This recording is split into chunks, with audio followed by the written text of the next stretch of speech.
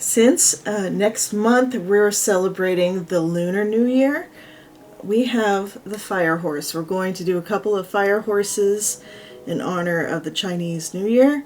So let's go ahead and get started. We're going to use a couple of paints mixed together today.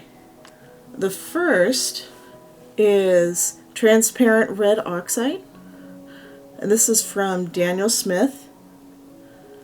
And this is one of my favorite reds, if not my favorite red. It's so pretty and it's really opaque. I'm going to put a generous amount of that in my palette. Put a little bit of water in there with it. And the next color that I'm going to use is another one of my favorites for mixing. And it's Mars Black. This one is from Deep Deep Light. And the reason why I'm going to be mixing these two together is Mars Black granulates probably more than anything else I have in this palette. And it's going to create a really cool effect. Maybe take a little bit more. I want the body of my horse to be more black than red, but you will still see the red coming through, definitely. Alright, so let's go ahead and do the body of our horse.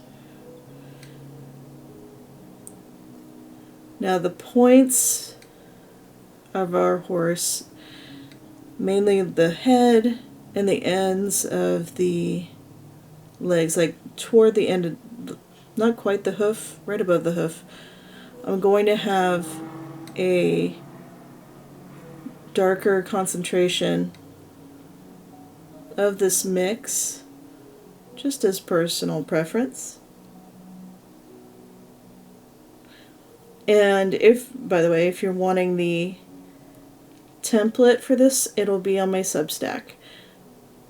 There is one post specifically for my Fill a Sketchbook challenge for 2026. I'm putting all of my templates in that post. I might not have enough red. I can always, while it's still wet, add some more red on top, and that'll be just fine. So it'll just be the difference of mixing it on the paper instead of in the palette. Actually, it might be really cool to just drop it in. So let it bloom a little bit. Okay, and here's so you can see the color by itself. Isn't that a beautiful red? Now what you're going to notice is that as this dries, the black will start to crackle a little bit, and you'll get the glow of the red showing through, and it should look really cool. Alright, just allow that to dry, or you can get a heat gun or your hair dryer. I'm going to grab my hair dryer and give a little blast of heat. Add just a little bit more red here first. And I'll see you when it's dry. Alright, now that that's dry, let's go ahead and do the mane, the tail, and the hooves. But make sure it's completely dry, otherwise all of that paint that you put down is going to bleed into your other areas, and you probably don't want that. So let's get a clean brush. I'm going to get some permanent yellow light. This is from Deep Deep Light. I'm going to put that on the ends of the hair. There we go. And next I'm going to use Acorn Rust by Deep Deep Light. It's very similar to Quinacridone Gold by Daniel Smith. And I'm going to let those two colors kind of mix together. If you need to re-wet a little bit, just get a little bit of water in your brush. And then we're going to dip back into the transparent red oxide. And I'm just going to make a line here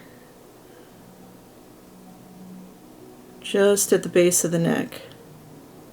And then I'll clean my brush, and I'm just going to bring those two areas together and let them bleed into each other and do what they want. Okay, we'll do the same for the tail. So the ends here are going to be that really pretty permanent yellow light. And then we'll go into the acorn rust.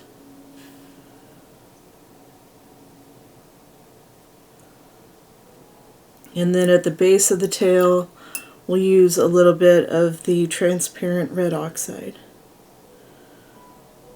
A little goes a long way. You see how that spread right there? And lastly, I'm going to use this permanent yellow light on the hooves.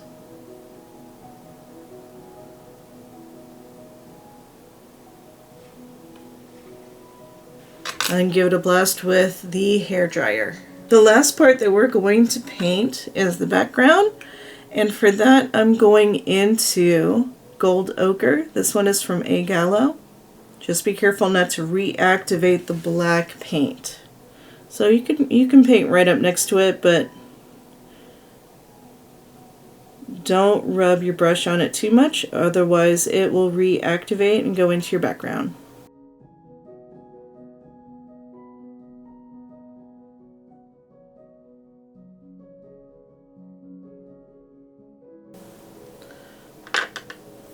Alright, let's go ahead and get it with the hairdryer one more time.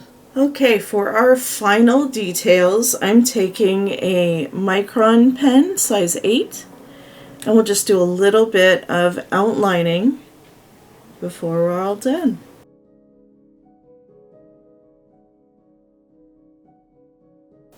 And there we have our fire horse. You can always add a couple more details if you want to. Maybe you take some colored pencils and do some more on the body. I'm going to keep it pretty simple. So what I'm going to do is just cut and do the other side. So you can either do just one side, or I thought it'd be kind of fun to have some mirrored horses. So I'll do that really quick. And there we are. We have our two fire horses. Let's go ahead and take the tape off.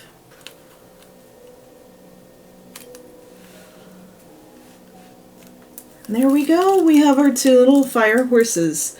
So I hope this was fun for you, and as a reminder, everything that you need as far as like materials and information will be in the description.